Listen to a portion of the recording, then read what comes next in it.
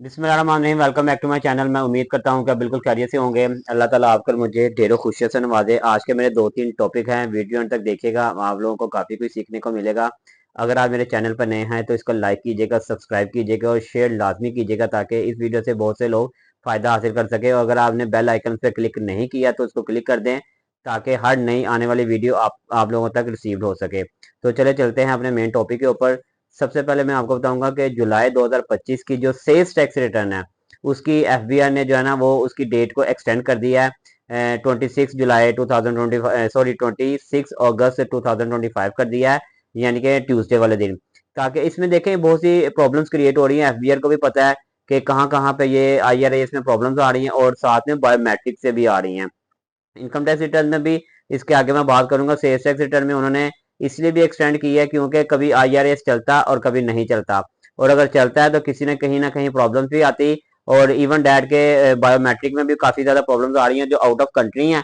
Definitely उनकी तो problems आ ही रही हैं कि वो अब आउट ऑफ कंट्री हैं तो वो कैसे इसको बायोमेट्रिक को, और किसी के वो थंब ही नहीं आ रहे। अब किसी के जब लास्ट ईयर में थंब आ गए हैं, अब मेरे कुछ ऐसे क्लाइंट्स हैं उनके थंब ही नहीं आ रहे। वो 60+ हैं, उनके थंब जब वो लगाते हैं तो वो आते ही नहीं है। अब देखें ने हमारे मैंने पिछली लास्ट वीडियो में भी कहा था कि लाहौर टैक्स बार ने इसका अल्टरनेटिव एफबीआर को लेटर भी दिया हुआ है कि लिखें इसका कोई अल्टरनेटिव निकालें, लेकिन अभी तक कोई इसका पॉजिटिव रिस्पॉन्स नहीं आया ताकि ये जो 60+ हैं या आउट ऑफ कंट्री हैं या नाउजुबिल्लाह जिनकी कोई डेथ हो गई है उनका क्या इन्होंने इनका अल्टरनेटिव निकालना है।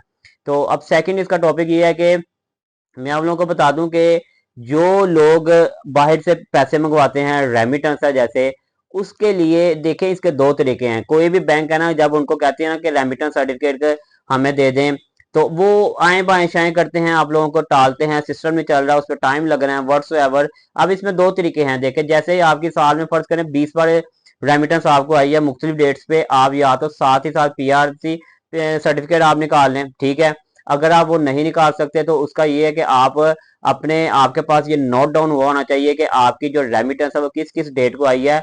आप उस बैंक को अपना एक रेमिटेंस सर्टिफिकेट लाजमी इशू करवाएं। उसकी रीजन ये है कि देखें जब तक आप अपनी accurate figure income tax return में रेमिटेंस की नोट डाउन नहीं करवाएंगे तो वो कैसे कल को आप हम लोग भी जस्टिफाई कर सकेंगे या आप लोग कि इसको कैसे मैनेज किया जा सकता है।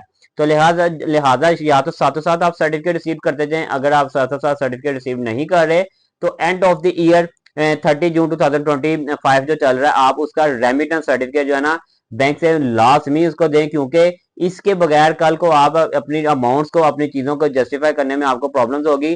कुछ तो ये है ना कि वो बैंक में आते हैं तो चीजों को हाईलाइट कर लेते हैं, वो भी देखिए एक लेंथी है, इसमें भी कोई मिस्टेक हो सकती है। लेकिन बैंक से इशू हुआ हुआ जो सर्टिफिकेट है डेफिनेटली उसकी भी वर्थ होगी। हम उसके अकॉर्डिंग आप लोगों को रिप्रेजेंट भी करेंगे कि जी ये देखें ये एक अमाउंट आई हुई है जिसके अकॉर्डिंग हमने जो है ना सारा इसको मैनेज किया, और ये वो एक डेफिनेटली एक्यूरेट फिगर होती है।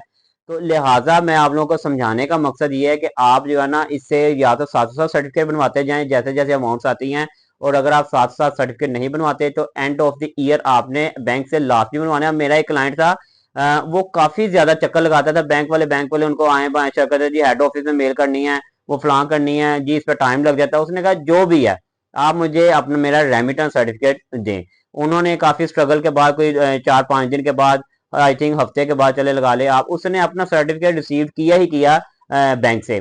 तो लिहाजा ये आप लोगों को बताने का मकसद ये है कि आपने बैंक वाले के चक्करों में नहीं पड़ना कि जी वो कह दें कि जी नहीं आता या नहीं मिल रहा या कुछ जो है तो आप इजी से बैठ जाएं। आपने उनसे लास्ट नहीं लेना कि आपका ये अपने डॉक्यूमेंट्स है तो आपने लेने हैं। अब थर्ड इन वन ये है कि जो इनकम टैक्स रिटर्न 2025 जा रही हैं उसमें अब अल्हम्दुलिल्लाह 95% चीजें ठीक हो गई हैं।